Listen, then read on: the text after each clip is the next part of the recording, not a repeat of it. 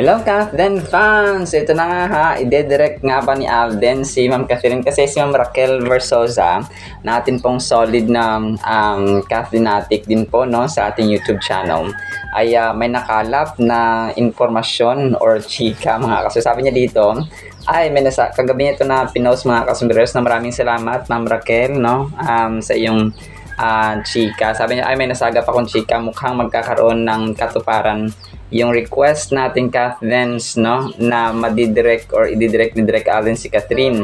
Sabi may proposal si Direk Tisoy sa ABS-CBN. Ay, sana mangyari iyon. Manonood talaga kami kung mangyari. Ay, nako, hindi naman manonood. Talagang susubaybayan natin na Ma'am Raquel, no? Maraming salamat po, Ma'am Raquel. And naisip ko yun kagabi, bago ako matulog, no? Naisip ko yun na pwede, no? Kasi si Direk Alden ay pwede talaga siya mag-propose ng pelikula kay Ma'am Catherine. Kasi ano na parang panatag na yung loob nila. Tapos ang gagawin dito ni Sir Alden, pwedeng siya na naman yung aktor, siya rin yung director mga kasama, siya rin yung producer no, kagaya sa Out of Order. Nako, bentang-benta talaga yun mga kasambreros, talagang talagang saludo na tayo kay Sir Alden mga kasama, talagang mangyayari yun. And ipagpanalangin natin ha mga kasambreros, mga Catherinatic, sa talaga mangyari ito. Hindi ito malayong mangyari kasi nga sina Direk Cathy, siguro aalalay kay Direk Alden no. And yung collaboration kasi ng ABS-CBN talagang talagang patok na patok no, kagaya ng Catherine talaga. So ito lang yata yung pinakamaliban sa PBB no, na talagang marami rin ang tumututok ay yung Catherine talaga natambalan ng yung collaboration ng ABS-CBN and ng GMA na talagang grabe, talagang bumasag ng maraming records sa Pilipinas at sa ibang bansa mga kasambreros no. Ito nga Hello Love Again and Hello Love Goodbye nga mga kasambreros. So talagang ito ay aabangan natin mga kasambreros no. And sana no mag-collaboration naman yung Star Cinema at saka si Direk Alden mga kasambreros, yung Myriad naman. So pero ngayon ay dito medyo busy pa si Sir Alden no, sa kanya mga ganap, pero alam ko mangyayari ito no. Maraming salamat Ma'am Raquel no, kasambreros Raquel sa iyong impormasyon at saka iyong chika sa atin Catherinatic din. Talagang aabangan natin ito mga. Alam ko ang papers ay no, talagang medyo tagal yan sa Viva no, Viva Artist Riyadh of Order ay talaga maraming mga documents, maraming mga process, pero kung mangyayari yan kapag bibili sa Catherine mga kasambreros.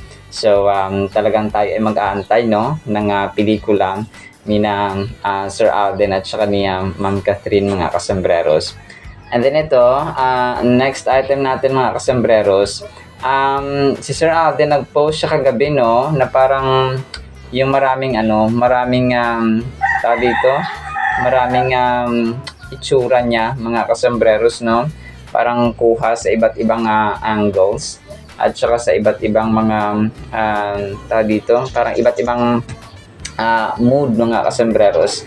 So yung Hello Love Again, Hello Love Goodbye, and then yung Pulang Araw, and then yung The World Between Us. So parang na-feature niya dito. So talagang naalala niya dito siguro si sa Hello Love Again at saka Hello Love Goodbye mga kasambreros. So the World Between Us no, A Family of Two, Pulang Araw, Out of Order, Hello Love Again, and Hello Love Goodbye. So ito ay pinost niya sa kanyang Instagram account mga kasambreros no. So naalala niya na naman si Tisay, si attorney, kasi nga dito sa first two niya na no, Hello Love Again talaga ang number 1 dito at saka sunod ang Hello Love Goodbye sa kaliwa mga kasambreros. So talagang nag-evolve na si attorney Alex Roman no, from Ethan to attorney Alex Roman to Eduardo no. So ang dami niya ng character mga kasambreros. So ibang klase talaga si Phenomenal Box Office Cinema King mga kasambreros no. Talagang nagtatagumpay ang kanyang mga proyekto at ang kanyang mga palabas mga kasambreros.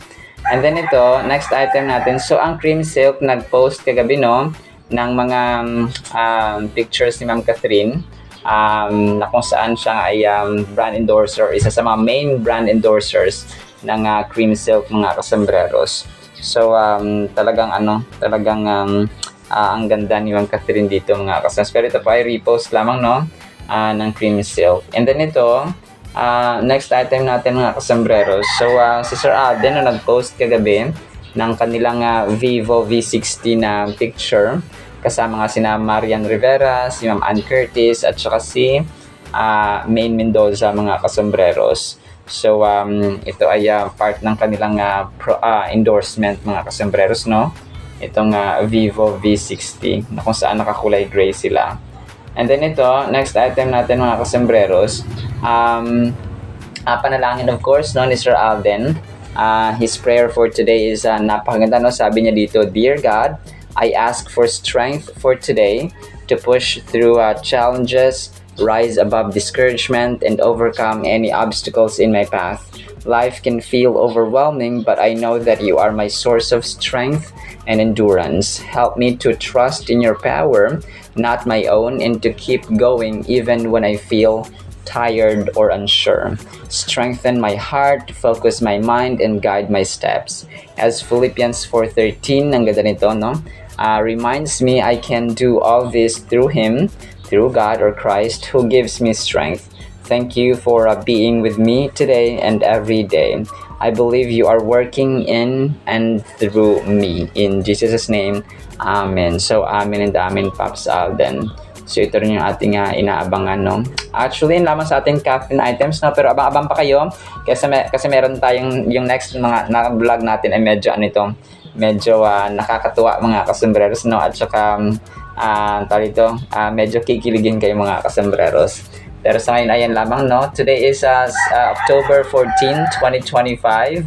Tuesday na po, no? Blessed Tuesday po sa bawat isa. Sana po ay pakinggan po natin ang napakagandang salita ng Panginoon. At para po sa ating Word of God ay sobrang lalim at sobrang ganda nito, ha. Sana po ay pakinggan natin ang title, Kamatayan at Buhay. 1 Corinthians chapter 15 verse 22.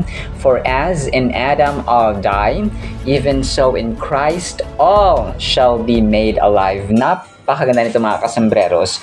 Unang-una, si Adan at saka si Kristo ay nagre-represent ng dalawang bagay.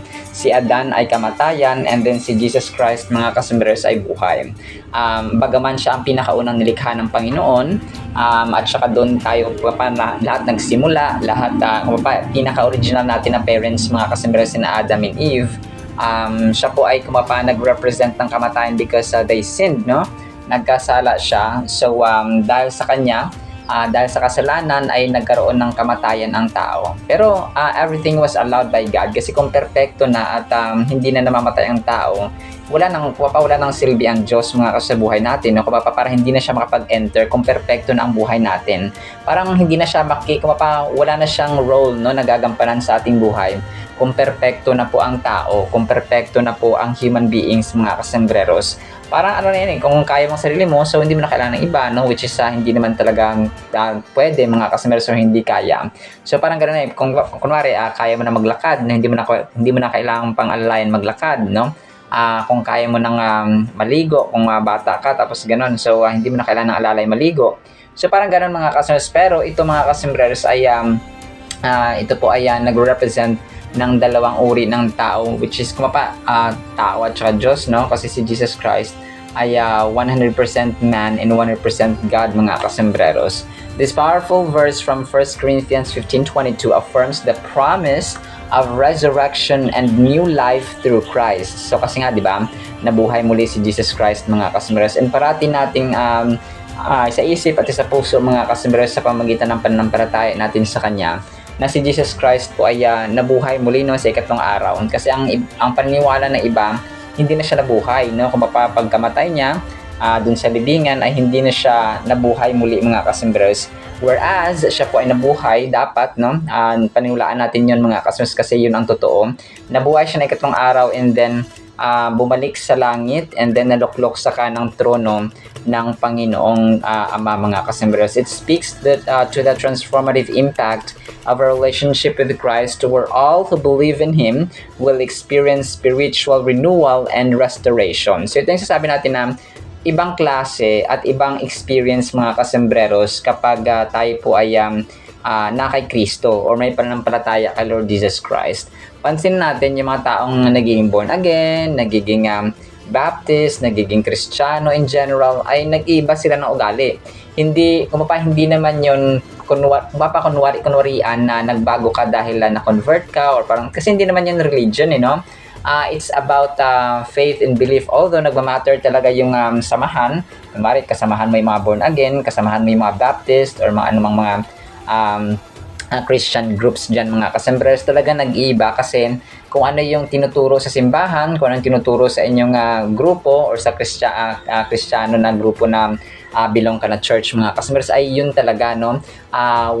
Kasi kapag ang tinuturo talaga ay Biblia, mga kasembreros, may impact talaga, may power, kasi hindi lang siya religious procedures kasi yung mga tao talagang panamulat lang, lumaki na, tumanda na sa religion, sa tradisyon, sa kung magkayon sa totoong palataya. Kung kasi ang Panginoon gusto niya ay relationship, religion, kasi wala na religion na pag-save, mga kasembreros, pero naglagay siya ng ng standards na ang mga religion, ang mga talagang Kristiyano, mga kasembreros, ay talagang sinisave nila ba yung mga taong nalulugmok sa kasalanan sa mundo, and then tumutulong sa mga nangangailangan, and then yung mga bumibisita sa mga kulungan, and so on, mga kasembreros. So in other words, ay humahayo sila, no? They share the gospel, they share the good news, mga kasembreros, to people, and then drawing people to Christ, no? Yun talaga yung number one goal, na may lapit sila sa Panginoong Hesukristo, mga kasembreros. Wala nang iba, hindi sa religion, hindi sa kung anumang grupo, kundi sa kay Lord Jesus Christ. Kasi kung ang religion nyo ay hindi sentro ang Panginoon or ang Panginoong Jesus, ay hindi po yan totoong religion. Kasi ang Panginoon natin ay full of love, compassion, humility, forgiveness, reconciliation, kindness, gentleness, and so on. So this verse emphasizes the universal scope of Christ's redemptive work, offering hope and assurance to believers that death is not is not the end but a gateway to eternal life. So isipin natin parati na ang kamatayan po ay hindi ang katapusan ng buhay, hindi katapusan ng ating pagkatao. Yes, ang ating physical ay mamamatay, pero ang tayo, yung ako, yung ating kaluluwa mismo ay magpapatuloy hanggang sa eternal life, no? It's either sa impyerno or sa langit, mga kasembreros. Kung kaya, hindi pa huli ang lahat, no? Meron pa tayong panahong magbago, meron pa tayong panahong dumulog sa Panginoon, maging manampalataya ni Kristo, and so on. Consider this verse as profound implications. What does it mean to have the assurance of being made alive in Christ? How does this promise of spiritual renewal motivate us to live with faith and hope? No, reflect on the significance of this truth in your life, in the comfort it brings in times of uncertainty or doubt. So, nasa atin naman talaga yung desisyon, mga kasembreros, hindi sa ibang tao or hindi sa well, of course, maaaring na-influensyahan tayo, na-invite tayo ng kaibigan, for example, or na-invite ng mga isang kapatiran sa church, and then naging daan yun para ikaw ay sumunod sa Panginoon. So, good news yan, at saka kumapatrabaho, working of the Holy Spirit of God, mga kasembreros. This verse is profoundly relevant today as it addresses the universal human condition of mortality and the hope for eternal life. The promise of resurrection offers comfort and purpose in a world often marked by suffering and loss. It encourages believers to live with an eternal perspective, knowing that death is not the end. So, yun nga, no, kung sa kay Adan, mga kasembreros, meron tayong kamatayan, kay Lord Jesus Christ, meron tayong buhay na walang hanggan, mga kasembreros. But since we have death, no, talaga may experience natin ng kamatayan, ay dapat mabuhay tayo ng may pananampalataya sa Panginoon. So, reflecting 1 Corinthians 15:22, invite tayo ng verse na ito, mga kasembreros, na magmuni-muni tayo. No? Sometimes, we need peace, we need a peaceful environment, we need a calming, parang walang ingay na paligid so that we can ponder, we can wonder, we can pray, and we can talk to God mga kaso, especially sa ating mga kwarto, no, sa ating buhay na yung verse na ito ay nagcha-challenge sa atin ay consider natin. So kung mapasaan natin nilalagay yung ating pag-asa, yung ating pananampalataya, yung ating tiwala mga kasambres or trust, kundi yun ay sa Panginoon lamang. We hold fast to the promise that through Christ we conquer death and life eternal awaits as we navigate the trials and tribulations of life. So may nag-aantay talaga, no? Yun ang pangako ng Panginoon. Ang Diyos natin pag nangako talagang totoo yan mga kasambreros. Hindi yan haka-haka, hindi yan napapako kasi ang Diyos po natin ay totoo and His promises are true mga kasambreros. Imagine your workday transformed by a breakthrough, a moment when every struggle becomes worth it. That's what Christ's resurrection does for our lives. In a world where we constantly juggle responsibilities and setbacks, believing in Him means embracing a powerful hope. So sa atin ang desisyon, aasa ba tayo sa Panginoong Hesus? Maniwala ba tayo sa Kanya? Magpapagamit ba tayo sa Kanya? Kasi pag tayo po ay nagpagamit sa tao, tayo po ay talo. Pero pag nagpagamit tayo sa Panginoon, panalo po tayo mga kasambreros. So doon pa lang nakatotohanan ay it's a great invitation sa atin na let's trust and believe God mga kasi spend time, no, talaga sa pagbabasa ng Biblia because ang Biblia po ay swimming pool ng promises, no? Kung pwede kang lumangoy, pwede kang malunod ng pangako ng Panginoon mga kasambres sa Holy Bible only kung meron tayong panahon at oras. So talagang dapat, no, magkaroon po tayo ng panahon at oras kasi talagang nakaka-refresh, nakaka-encourage at yung feeling, yung experience mo na malalaman mo na ganito pala ang pangako ng Panginoon, ganito pala yung pag-ibig niya, ganito pala yung kanyang pagmamahal sa atin na pag-ibig na walang kapantay mga kasos. Grabe, no? Nakaka-inlove po talaga ang Biblia mga kasambreros. But in the meantime, no, yan lang sa ating Word of God, ha? Nawa po ipagpalain po tayo ng pag-ibig, pananampalataya, pag-asa sa ating Panginoong Hesus. In Jesus' mighty name we pray. Amen and amen. See you sa next segment mga sulasan pa. Alam po.